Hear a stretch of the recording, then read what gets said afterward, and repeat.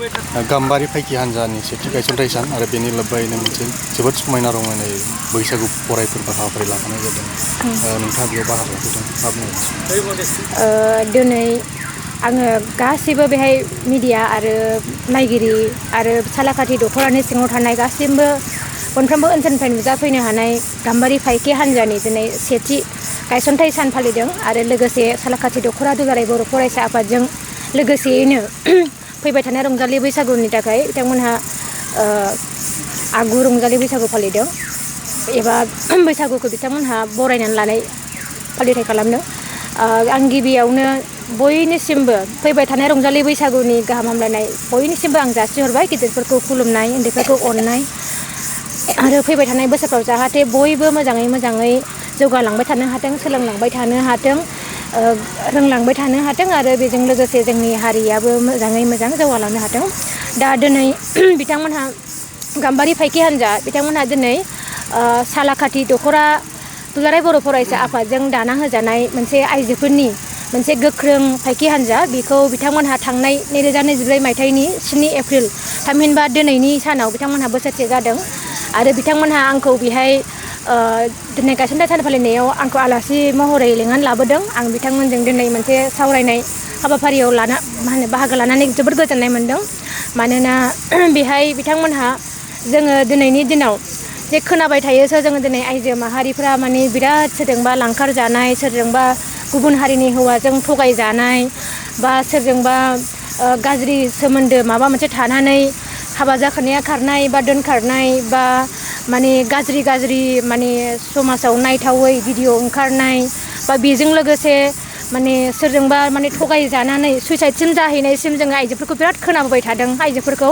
दा बे समावनो नैबे आङो गाम्बारि फाइखि हान्जानि खौरांखौ मोननानै जोबोद गोजोननाय मोनदों जे बिथांमोनहा सालाकाथि ओनसोलाव थानाय जेसेबां आइजोफोर दङ माने गुबुन गामिनिफ्राय सोद्रोमा लाजोबनानै बिथांमोनहा सालाकाथि ओनसोल बा बर' आइजोफोरखौ बा बर' हारिखौ बोरैहाय जौगाहोनो हायो, गथ' गथायखौ जोथोन लानायनिफ्राय लानानै हारि, राव, हारिमु, थुनलाइ माने गासैबो फारफ्रोमबो बिथिङाव मारैहाय सौसिलांनो हायो आरो आइजोफोरखौ बोरै रैखा होनो हायो, बोरै सांग्रांथि होनो हायो, जौगाहोनो हायो, बोरै गावजों गाव थुलुंगा होलायनो हायो बिथांमोनहा बेखौ नायदों।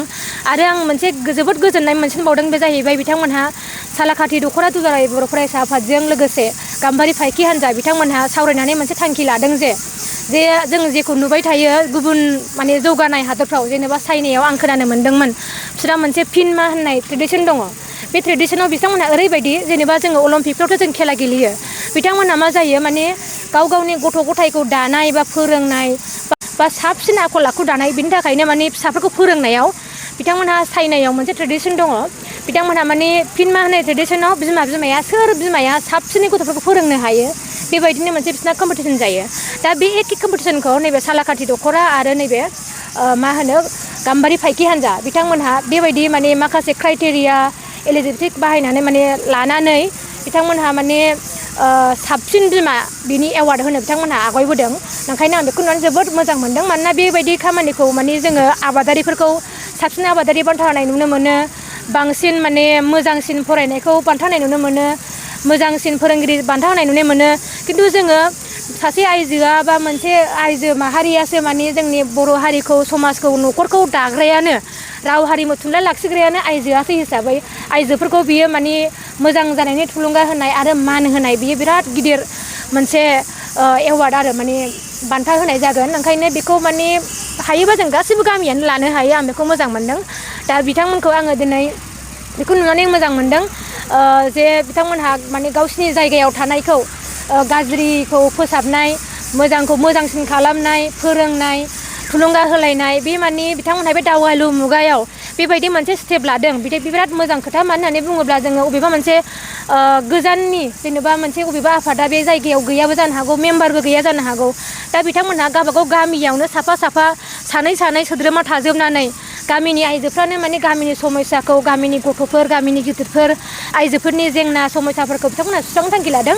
बेयो जोबोद मोजां। मानोना जोङो न'खरनि माखासे जिनिसखौ जों न'खरावनो खालामनो हायोब्ला मोजां। मानोना ससियेल मिडियायाव जों हगारनानै बिराद माने थुलुंगा होनायबो मालाबा माने नेगेटिभबो इम्पेक्ट जायो नालाय। ओंखायनो बिथांमोनहा जायगानि समस्याखौ जायगायाव सुदानो नागिरदों, जेंनाखौ सुस्रांनो नागिरदों। बेखौ माने बिराद मोजां मोनदों आरो। दा आङो दिनै बिथांमोनहा बोसोरसे जाबोबाय। बोसोरसेयावनो बिथांमोनहा माने खामानि मावदों मावाखै नङा आं नुबोबाय थादों मानो होननानै बुङोब्ला आङो बिथांमोनहा माने फर्मेलि दासो 1 year जादों माने बोसोरसे जादों खिन्थु बिथांमोनहा सिगांनिफ्रायनो दंबोखायो होननानै आं मिथिगौ बिथांमोनहा गाम्बारि फाइखि हान्जा होननानै सिगाङाव मोनसे गाम्बारि फाइखि हान्जानि WhatsApp ग्रुप दंमोन बे ग्रुपाव मानोना आंबो दंफायोमोन नालाय आं बिथांमोनहा गावसिनि जायगायाव मा जेंना जादों बेखौ सुस्रांनो मा राहा लादों आं बेखौ सिगांनिफ्रायनो नुबाय थादों खिन्थु बिथांमोनहा थांनाय बोसोरावसो बेखौ गायसनथाय फर्मेलि माने मा होनो गायसननानै लादों आरो दिनै बिथांमोनहा बोसोरसे जाबाय आं बेखौ जोबोद गोजोननाय मोनदों आरो आं बेखौनो हामलायनाय बावहरनायजों लोगोसे आं बिथांमोनखौ माने सान अखाफोर हाथरखिया जेसेबां बोसोर थाबाय थागोन माने थांनानै थाबाय थागोन सुबुं माहारिया बिथांमोननि गाम्बारि फाइखि हान्जायाबो थांनानै थाबाय थानानै मोजां खामानि मावलांबाय थानो हाथों आरो बयखौबो थुलुंगा होनो हाथों बर' समाज बर' माहारिखौ माने बिमा माहारि बर' हारिखौ जौगाहोनो हागोन होननानै आं बिथांमोनखौ आनान गसाइनाव माने अबंलावरिनाव आर'ज गाबनानै आंनि बुंनांगौखौ आं फोजोबबाय गोजोन्थों।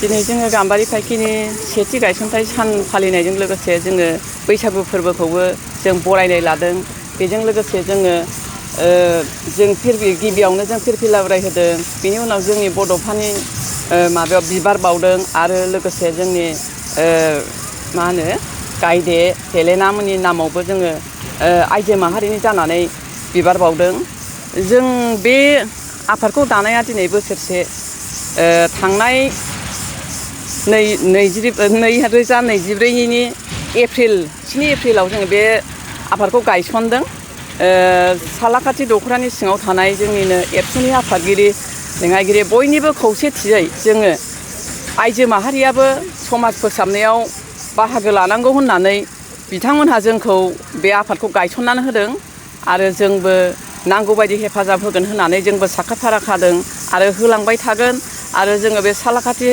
ओनसोलाव जौगानायनि थाखाय जों हाबा मावलांगोन जोंनि गुबै हाबा मावनो लानाय थांखियानो जाहैबाय उन्दै बैसोआव हाबा जानाय आरो निसा जानानै गावनि जिबनखौ नस्थ' खालामनाय बेफोरनिफ्राय जोङो सेफटि खालामगोन आरो जों साफ्रोमबो बिमा माहारिखौ गाव गावनि गथ' गथाय खांनायाव माने सासे गोग्गो बिमा हिसाबै मोजां न'खर दानो थाखाय गाव गावनि न'खरखौ दानायाव आरो गथ' गथाय फोरोंनायाव बयखौबो मोजाङै बाहागो लानो थाखाय जों खावलायदों आरो खावलायबाय थागोन आरो समाजनि बेरेखा खामानिफोरनिफ्राय फिसाफोरखौ जानगाराव दोननो थाखाय जों खावलायो आरो खावलायबाय थागोन आरो इयुनाव जों बिदिनो हाबाखौ मावलांबाय थागोन। ओनसोलनि रायजो राजाफोरनि माबायदि मदद आरो अनसायनाय मोननो हादों नोंथांमोना बे गाम्बारि फाइखिया? जोङो ओनसोलनि रायजो राजानि जोबोर मोजां अनसायनाय मोनदों नांगौ बायदि समाव जोंनो हेफाजाब होदों रांखावरिनि अनसुंथायावबो जोंनो हेफाजाब होदों जेरैनो जोंनो नांगौ बेबायदि अनसुंथाइखौ जोंनि सालाखाथि ओनसोलनि रायजो राजाया होबोदों आरो